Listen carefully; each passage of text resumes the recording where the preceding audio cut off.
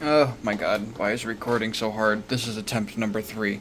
Alright, so some things that were done. Everybody knows that the bottom end of my, except for YouTube, hi YouTube, the bottom end here, picked up some aluminum tape because it's stupidly thin and works great as shims, and then went piston by piston. Piston 1, for example, attach it to the crank, tighten it down, couldn't spin it by hand, added a shim. And I did that one at a time as I went through and made sure I could still spin it. And of course, once you get all 8 pistons in there, there's just enough resistance that you're not going to be able to spin it on the crank itself. You're going to need like a flywheel to make it easier. But it did spin easier. And those shims aren't permanent. Some of them might be, depends on how it runs. When I pull it back off and try putting it down to bare stock without shims, if it's too tight, it'll get a shim again. It'll probably stay there. So she spins perfectly, as she should. Fantastic. Number 4 was the only one to receive 2 shims. I added 1 shim, tightened it down, and it still made that crankshaft really, really tight. So number 4 is the only one that did get 2 shims because it did need it. You only add a second shim if you absolutely need it. The rest of these are on 1 shims mainly because you still want it to break in. The shims just help alleviate the pressure while it breaks itself in. So once it's done that, you remove the shims and actually clamp it around the crankshaft, sorry, so that where it can actually ride the crankshaft, or not ride it, but float on the crankshaft with that oil. Perfect.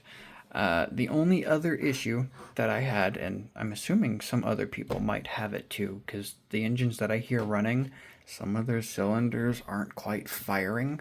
And I kind of have a guesstimate on why that's happening. So with these rocker assemblies, there's of course a ball bearing, a lifter, and a push rod. Cool, great, nothing wrong with that. Well, those 3 items, they're not the problem. They're not the problem at all. What's happening is every time your rocker gets pushed up and goes, your spring pushes it back, it's supposed to, return to its resting position. However, on all of mine, there was always like a little lip or something where it would go up and then return, but catch on a little tiny lip or something. And that lip was just big enough that no matter how many times you spun it, no matter how many times you lubricated it, you'd have to push it back with your fingernail. Because it would return, but your valve was still left open. So if you're not firing on all 8 cylinders, you probably got some sticky lifters on the bottom end. I got tired of that. I spent until 1:30 in the morning doing this, with the heads removed, the distributor cover off, the camshaft out, and just put some tape over your pistons and some of the holes so that way they don't get dirty. And then I crammed a paper towel where the camshaft goes all the way to the back, and I made sure that sucker was fattened out. Grabbed a bunch of Q-tips, grabbed my Dremel with my tiny little Dremel ball, and I painstakingly went through each and every one of those holes until there was no paint left inside them. I could drop in lifters, I put in the camshaft first, then drop in the lifters, and I could spin the camshaft and watch each one of those little lifters bounce up and down freely. That's what you want to see. If you put in a lifter and it goes up but doesn't come back, and the other ones are bouncing up and down, you need to sand the hole a little bit more until that lifter starts bouncing up and down.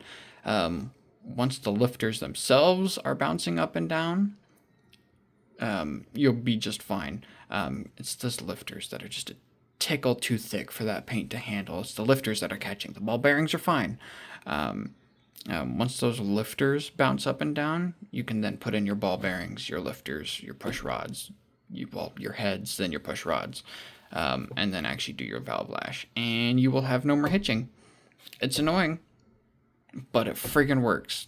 So I'm gonna put the engine back together now, and hopefully get some coolant in it and run this thing for once.